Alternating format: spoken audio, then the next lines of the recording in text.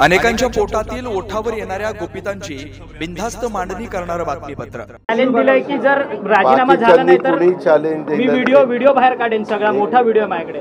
हो का, विरोधकांचं कामच आहे। एकदा ज्यांच्याकडे जे व्हिडिओ आहेत, पेन ड्राईव्ह आहेत, हे दम द्यायचं बंद करा।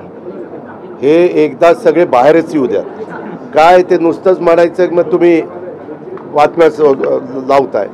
कुणाकडं काय पेन ड्राईव्ह आहेत, कुणाकडं काय व्हिडिओ आहेत, कुणाकडं आणखीन काय माहिती आहे, कुणाला हनी ट्रॅपच्या बद्दलची काय माहिती आहे, ती सगळी एकदा बाहेर येऊ द्या।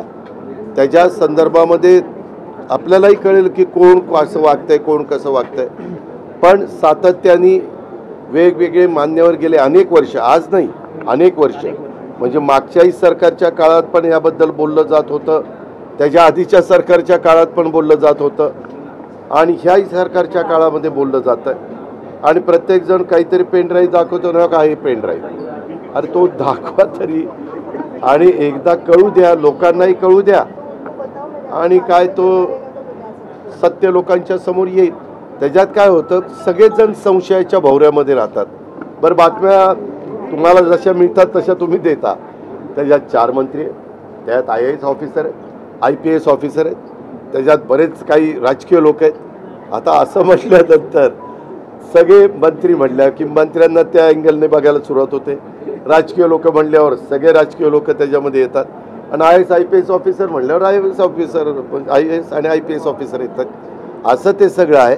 म्हणून मला असं वाटतं की एकदा काय वस्तुस्थिती आहे ती समोर येऊ द्या। मला वाटतं काहींना त्याच्या संदर्भामध्ये FIR पण आपल्या पुण्यामध्ये दाखल झालेली आहे। लोढा का कोणतरी त्यांच्या विरोधात, तर ते त्यांच्या संदर्भात पोलीस यंत्रणा त्यांच्या पद्धतीनं हे करेल। पुन्हा तुम्ही अशाही बातम्या सोडतायत, हे सरकार इतकं जोरात कामाला लागले की ते सगळं कसं आपल्या हातात येईल आणि कसं ते पेन ड्राईव्ह आणि काय ते ज्या काही CD वगैरे असतील काय त्याबद्दलचा प्रयत्न करता, असं तुम्हीच बातम्या सोडता। पण म्हणून मी म्हणलं की प्रत्येकजणाचं संशयाच्या भोवऱ्यात उभं करण्याचं काम करतायत। खरोखरीच कुणाकडे काही पुरावे असतील तर जरूर त्यांनी द्यावेत आणि त्याची चौकशी रीतसर केली जाईल।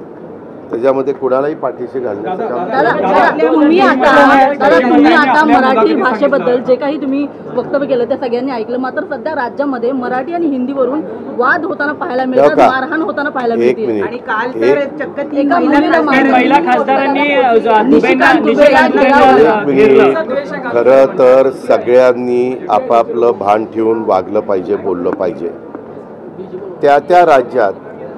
त्या राज्यातली मातृभाषा ही महत्त्वाची असते, परंतु त्या मातृभाषेबरोबरच आपला भारत देश आहे। आपल्या भारतामध्ये त्यांच्या राज्याची मातृभाषा सोडल्यानंतर जर दुसरी कुठली भाषा चालत असेल तर ती हिंदी चालते आणि तिसरी भाषा कुठली चालत असेल तर ती इंग्लिश चालते। अशा प्रकारचं साधारण गणित आपण पाहतोय। तुम्ही पार जम्मू काश्मीरपासून कन्याकुमारीपर्यंत बघा, सगळीकडे हीच परिस्थिती आहे।